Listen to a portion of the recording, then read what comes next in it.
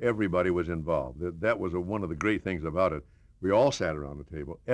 Carl would have a script, but then everyone was allowed to put in their 2 cents worth. Maury was allowed to come up with his own one-liners, and Rosie. The input was always great, and it was great teamwork. Very open. He didn't mind that somebody altered his work. If it wasn't funny, you had a fight on your hands. And he was the master of what was funny and what wasn't. And he never just turned something down out of hand. He would explain to you why it wouldn't work, and he was invariably right. Well, you could try to take him on. But, what was wonderful was that Carl did have some, I think, fresh ideas for sitcoms that didn't apply to the Danny Thomas Show or some of the ones that had gone before us. And Sheldon Leonard, who was a master of story and construction, and Carl, who was the master of comedy, would get into some very interesting arguments about what would work and what wouldn't. And I think my best education came in just listening to those two brilliant people argue with one another. So you just stood there? Nobody ever got angry. They just argued about the philosophy of the whole thing. It was wonderful. I never trusted my judgment that much. I trusted Carl's judgment implicitly.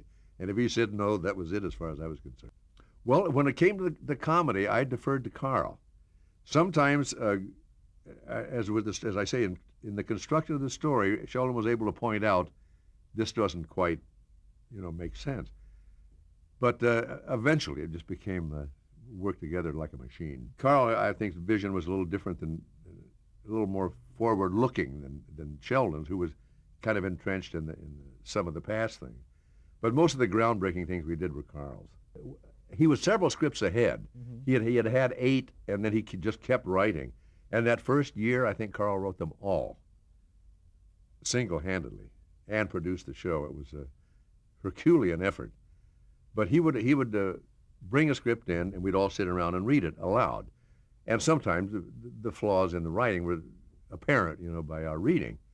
And we'd sit and discuss it, but his work needed very, very little messing. No scripts were sent out in advance or anything. Once in my life did I not like a script. We had a script I'll never forget. It was called Art versus Baloney. I remember the title. What the story was, I don't remember. But we all read it, and when we finished, I just took it and threw it over my head, and everybody else at the table did too, including Carl. Everybody said, right, no good. That's the only time that I read a script that I didn't like. Some were weaker than others, but we never had one we didn't like.